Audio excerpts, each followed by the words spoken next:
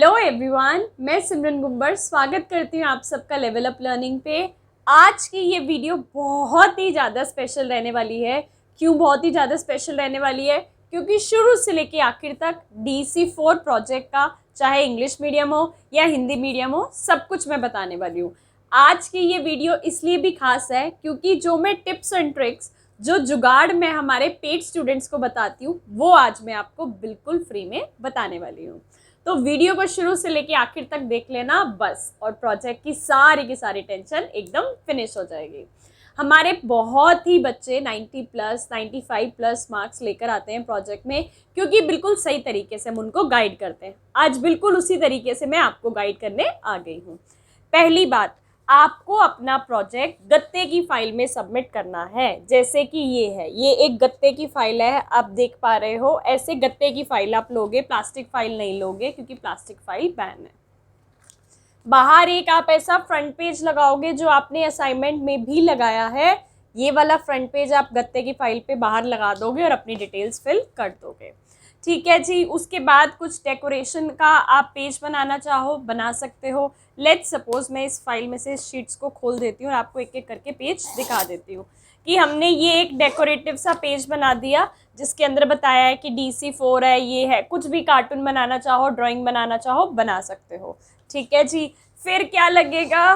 फिर आपका इग्नू का आई कार्ड लगेगा। आई कार्ड कैसे डाउनलोड करना है, चैनल पे वीडियो डाली हुई है। फिर मान लो लेट्स सपोज आपने कोई सुंदर सा पेज बना दिया, और अब जब आप पेपर देने वाले होते हो, जिस सेशन में पेपर देने वाले होते हो, उससे पहले जो एग्जामिनेशन फॉर्म आता है, वो फॉर्म भरते वक्त आपको प्रोजेक्ट के 500 रुपये पे करने होते हैं। लेट्स सपोज आप दिसंबर में पेपर देने वाले हो, तो अक्टूबर के महीने में एग्जामिनेशन फॉर्म आएगा। DC1, DC2, DC3 का तो भरोगे ही, DC4 का भी भरोगे, जिसमें 500 रुपये प्रोजेक्ट के भरोगे। और वो फ़ी रिसीट ऐसे एक पेज की निकलती है, उसको भी प्रोजेक्ट के साथ लगाना है। आया सबसे मुश्किल वाला काम, यूट्यूब वीडियो लिंक्स। मैम कितनी वीडियोस बनानी है? 45 वीडियोस बनानी है। फेज़ 2 यानी कि दूसरे चरण की 30 एक्टिविटीज़ की 30 वीडियोस। फेज़ 3 तीसरा चरण 15 एक्टिविटीज़ की 15 वीडियोस। 30 + 15 45 वीडियोस। कितने कितने देर की होनी चाहिए? 5-5 मिनट की होनी चाहिए। क्या यूट्यूब पे डालनी ज़रूरी है? हाँ, यूट्यूब पे भी डाल सकते हो, ड्राइव पे भी डाल सकते हो। ठीक है जी, गूगल ड्राइव पे भी डाल के उसके लिंक्स भेज सकते हो। मैम यूट्यूब चैनल कैसे बनाना है, उसका लिंक कैसे कॉपी करना है, क्या क्या करना है, अलग से सेपरेट वीडियो मैंने डाली हुई है, उससे देख लेना। यूट्यूब चैनल बनाना कैसे है, वीडियो कैसे अपलोड करनी है, लिंक कैसे कॉपी करना है और कैसे पेज पे लगाना है। मैम हम वीडियो नहीं बना पा रहे, कोई जुगाड़ है क्या? आपके सिमरन के मैम के पास सारे जुगाड़ हैं।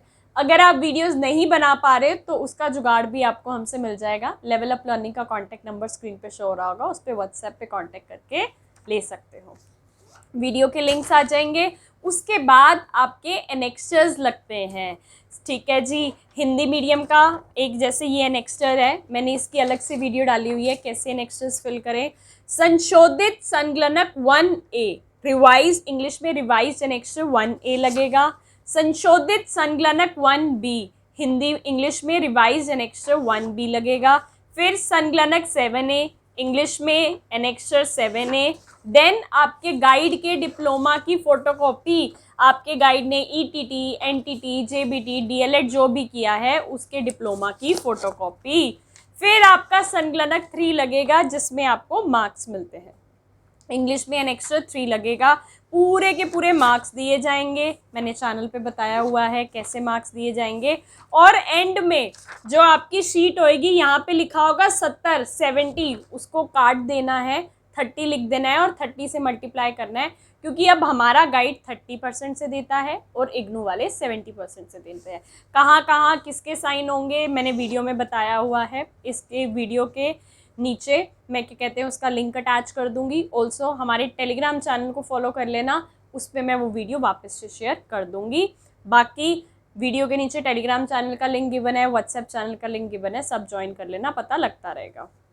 ठीक है जी। गाइड कौन बन सकता है? जिस पर्सन ने ETT, NTT, JBT, DLED कर रखी है, आपका गाइड बन सकता है। और प्रिंसिपल मैम की जगह पे प्रिंसिपल मैम साइन करेंगे। उसके बाद इसका भाग ख आ जाता है, ये खाली पेजेस लग जाएंगे, इसमें इग्नू वाले लगाएंगे। ठीक है जी। उसके बाद क्या आता है, उसके बाद आपका आता है विषय वस्तु की तालिका, इंडेक्स। इंडेक्स के अंदर आप लिखोगे phase 1 day 1, day 2, day 3, day 4, day 5, phase 2 activity 1, 2, 3, 4, 5, 6, 7, 8, 9, 10 days लिख दोगे 30 तक। फिर phase 3 curriculum Monday, activity 1, 2, 3, report उनके साथ ही चली जाएगी और जनरल रिपोर्ट, ऐसे 5 दिन का वो। मैं आगे सब बताऊंगी कि क्या क्या किस जगह पे लिखना है, क्योंकि ये वीडियो शुरू से लेके आखिर तक सब बताने वाली है। ठीक है जी। हिंदी में बनेगी विषय वस्तु की तालिका, इंग्लिश में बनेगा इंडेक्स। ओके जी, डन हो गई बात। आगे चलते हैं। अब आगे आपका हिंदी मीडियम में स्टार्ट हो जाएगा प्रथम चरण। क्या कह रहे हैं, प्रथम चरण। इसको अगर मैं यहाँ रख दूँ और हमारी इंग्लिश में क्या स्टार्ट हो जाएगा, फेज 1। अब फेज 1 है क्या, पहले तो ये समझो। फेज 1 5 दिन का काम है, 1, 2, 3, 4, 5। आपको पढ़ाना है, नहीं पढ़ाना। आपको वीडियो बनानी है, नहीं बनानी, क्योंकि इन 5 दिनों में आप बैठकर टीचर को वहाँ जो पढ़ा रही है उसको ऑब्जर्व करोगे कि वो क्या क्या कर रही है, क्या क्या पढ़ा रही है, कौन कौन सा शेड्यूल फॉलो कर रही है। अब आपने वो ऑब्जर्वेशन लिखी, आगे आप उसका एनालिसिस लिखोगे। एनालिसिस यानी कि अगर मैं हिंदी में बात करूं तो सबसे पहले शिक्षिका का अवलोकन करने के दौरान लिए गए नोट्स। अब मान लो पिक्चर लगानी है, आपने जो टीचर पढ़ा रही है वो पिक्चर लगा सकते हो। ये नोट्स लिए गए तो आप एक तरफ लिख दोगे प्रातः 8:15 बजे क्या हुआ, 8:30 क्या हुआ, 9 बजे क्या हुआ, 9:30 क्या हुआ, 10:30 क्या हुआ, वो सारी डिटेल लिखोगे। ठीक है। फिर आगे जैसे आपने ये फ़ोटो लगा दी, बच्चे स्कूल में है, प्रेयर कर रहे हैं। ठीक है। फिर आप अवलोकन और विश्लेषण टी फॉर्म में बना दोगे, इस तरफ अवलोकन, इस तरफ विश्लेषण। अब सुबह 8:15 पे जब बच्चे आपके पास आए, मतलब स्कूल में आए, तो उन्होंने क्या क्या किया उसको डिटेल में लिखा जाएगा और इस तरफ उसका विश्लेषण लिखा जाएगा। कैसा विश्लेषण लिखा जाएगा, लेट्स सपोज जब बच्चे स्कूल में आ रहे हैं, है ना, तो टीचर बहुत ही प्यार से कह रही है वेलकम सिमरन, वेलकम कुणाल, वेलकम राजन, ऐसे। ठीक है। कुछ भी बच्चे को नाम ले रही है तो इससे क्या होगा, बच्चों के अंदर ना एक सेंस ऑफ अचीवमेंट आएगी कि मैडम ने मेरा नाम बुलाया, वो एक इमोशनली कनेक्ट करेगा।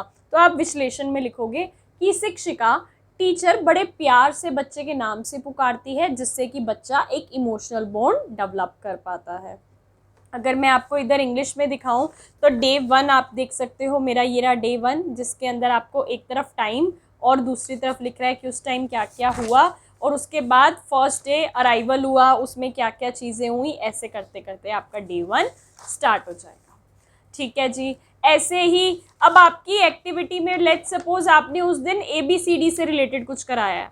मार्केट से पिक्चर चार्ट पेपर आते हैं 5 या 10 रुपए के, ABCD, क ख ग, animals, birds, national symbols, festivals, ऐसे बच्चों से रिलेटेड बहुत सी चीज़ें होती है। स्कूल स्टेशनरी, ये वो 5-5 रुपए के आते हैं, उसके अंदर इतनी सारी पिक्चर्स होती हैं, भर भर के वो ले आना।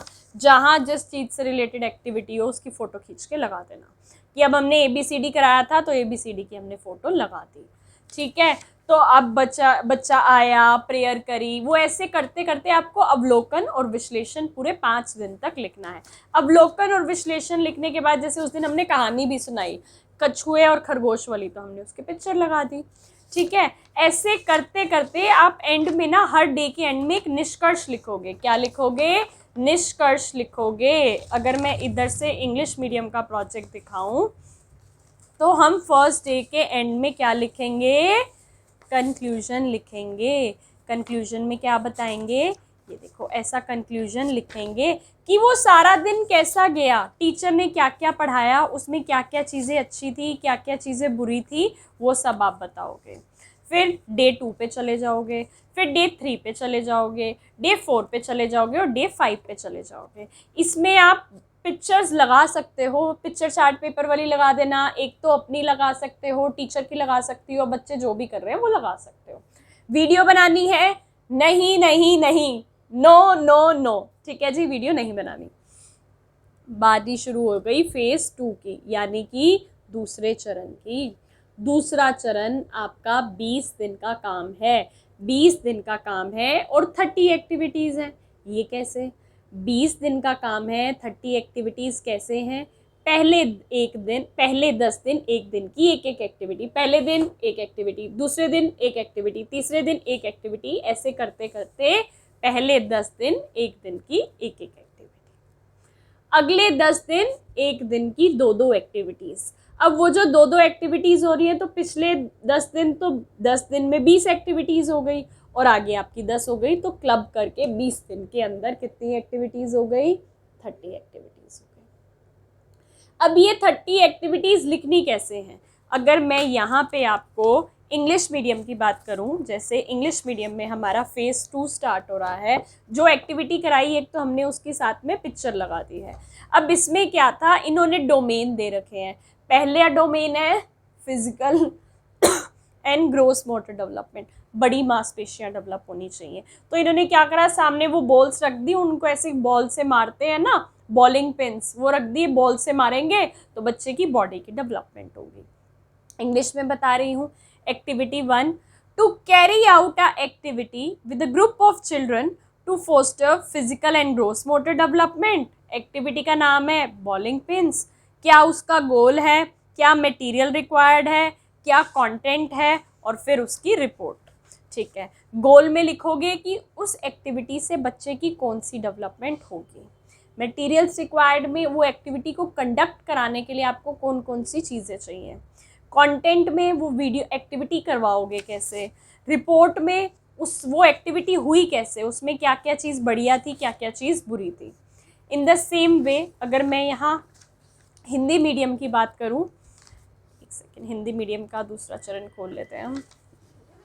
ठीक है जी, दूसरा चरण आ गया। जैसे हमने हिंदी में शारीरिक और स्थूल क्रियात्मक विकास को बढ़ावा देने के लिए रस्सी कुदवाई है, तो रस्सी कुदवाने की फोटो लगा दी। सबसे पहले शारीरिक और स्थूल क्रियात्मक विकास को बढ़ावा देने के लिए क्रिया, इसका लक्ष्य लिखा, क्रिया का नाम लिखा, अपेक्षित सामग्री लिखी, विषय वस्तु लिखी, और फिर ये एक सुंदर सी गुड़िया की ड्राइंग बना दी, ड्राइंग भी बना सकते हो, और रिपोर्ट लिख दी। अब आपको क्या करना है, फेज़ 2 के अंदर 30 एक्टिविटीज़ की 30 वीडियोस बनानी है। जो जो एक्टिविटीज़ आप लिख रहे हो उसको पढ़ाते हुए की 5-5 मिनट की वीडियो बनानी है। हिंदी में बनाओ, इंग्लिश में बनाओ, आपकी जो मदर टंग है, बच्चे जिसमें समझते हैं उसमें बना लो, कोई टेंशन की बात नहीं है। मैम वीडियो बहुत सुंदर क्वालिटी की होनी चाहिए, बिल्कुल अच्छी आवाज़ आनी चाहिए, ऐसा कुछ नहीं है। आपकी वीडियो में ये दिखना चाहिए कि आप पढ़ा रहे हो, टीचर पढ़ा रहा है। अब बहुत सुंदर है, नहीं है, काम चल जाएगा। आवाज़ बहुत क्लैरिटी है, नहीं है, काम चल जाएगा। हम हैं प्रोफेशनल, हमें टीचर्स को आपको पढ़ाना है, इसलिए हम माइक यूज़ कर रहे हैं ताकि आपके पास मेरी आवाज़ बिल्कुल क्लियर आए। लेकिन आप तो नॉर्मल टीचर अभी बनने वाले हो ना, तो आपका उस माइक से रिलेटेड कोई काम नहीं है, तो आप नॉर्मली पढ़ा लेना, थोड़ा चीख के पढ़ाना, थोड़ा तेज़ पढ़ाना, कि आपकी आवाज़ जो कैमरा है, जो फ़ोन है, उसके अंदर चली जाए। पहला दिन, दूसरा दिन, तीसरा दिन, ऐसे करते करते आपको पूरी की पूरी 30 एक्टिविटीज़ लिखनी है। डोमेन इनके सेट हैं। पहला domain gross motor development, fine motor development पे फोकस करेगा, है ना, ग्रोस मोटर पे फोकस करेगा। अगला दिन फाइन मोटर डेवलपमेंट पे फोकस करेगा, फिर अगला दिन किसी और चीज़ पे डेवलपमेंट पे फोकस करेगा। तो इन बातों का आपको ध्यान रखना है। ठीक है जी, जो प्रैक्टिकल मैनुअल आपकी प्रोजेक्ट की बुक आई है उसके अंदर ये डोमेन्स गिवन है और उसी के अकॉर्डिंग मैंने प्रोजेक्ट बनाया है। अगर आप हमसे सॉल्व प्रोजेक्ट की PDF लेते हो तो 900 में एकदम बढ़िया प्रोजेक्ट मिल जाएगा। उसको भरना कैसे, एनेक्स्चर कौन कौन से लगेंगे उसका PDF मिल जाएगा, बस प्रिंट आउट करा के उसको भरवा लोगे। भरना कैसे है उसकी वीडियो मिलेगी, सबमिट कहाँ करना है, कौन सी फाइल लगेगी, कैसे कैसे वीडियो बनानी है, सैम्पल वीडियो, सब कुछ मिलेगा। बात चलते हैं लास्ट में किसका, तीसरा चरण, फेज़ 3। 5 दिन का काम है। पहले तो आप उस दिन का करिकुलम बनाओगे कि मैं उस दिन में क्या क्या करवाऊंगी। ठीक है, अब आपने पहले दिन थीम ले ली कलर्स, तो आप तीनों एक्टिविटीज़ कलर्स पे करवा देना। अगले दिन थीम ले ली बर्ड्स, तो तीनों एक्टिविटीज़ बर्ड्स पे करा देना। ऐसे 5 दिन की अलग अलग थीम ले सकते हो, या फिर पूरे के पूरे वीक की एक थीम ले सकते हो। लेट्स सपोज आपने थीम ले ली कलर्स, तो पहले दिन 2 एक्टिविटीज़ कोई भी करवा लेना, तीसरी एक्टिविटी कलर्स पे। दूसरे दिन 2 एक्टिविटी कोई भी करा लेना, तीसरी एक्टिविटी कलर्स पे। अब पहला दिन जो था उस पे करिकुलम आएगा। करिकुलम के बाद 3 एक्टिविटीज़ लिखी जाएंगी, activity 1, activity 2, activity 3। Activity 1, activity 2, activity 3।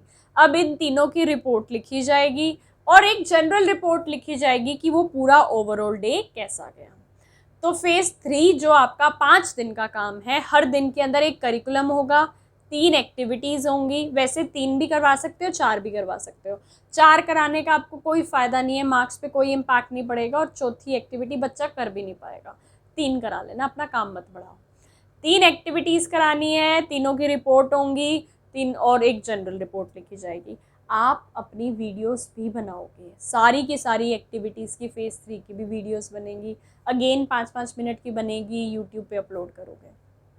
Video नहीं बना पा रहे, जुगाड़ हमारे पास है, लेवल अप लर्निंग का कॉन्टैक्ट नंबर आपको शो हो रहा है, उस पर कॉन्टैक्ट कर सकते हो। जब ये आपकी पूरी की पूरी फाइल रेडी हो जाए, चाहे हिंदी मीडियम के बच्चे हो या इंग्लिश मीडियम के बच्चे हो, प्रोजेक्ट कहाँ सबमिट होगा? दिल्ली मैदानगढ़ी हेड ऑफिस में आपका प्रोजेक्ट सबमिट होगा। मैडम मैं तो दिल्ली से हूँ, मैं तो पंजाब से हूँ, मैं तो हरियाणा से हूँ, मैं तो राजस्थान से हूँ, मेरा प्रोजेक्ट कहाँ सबमिट होगा? किसी भी कोने से हो, प्रोजेक्ट आपका दिल्ली हेड ऑफिस में सबमिट होगा। किस चीज़ में? ऐसा एक येलो कलर का लिफाफा ले सकते हो, कलर की कुछ वो नहीं है, कोई भी लिफाफा हो जो पोस्ट में यूज़ आता है। फ़ायदा ये होता है इस लिफाफे के अंदर ना ऐसे प्लास्टिक सी वो लगी हुई है तो फटता नहीं है।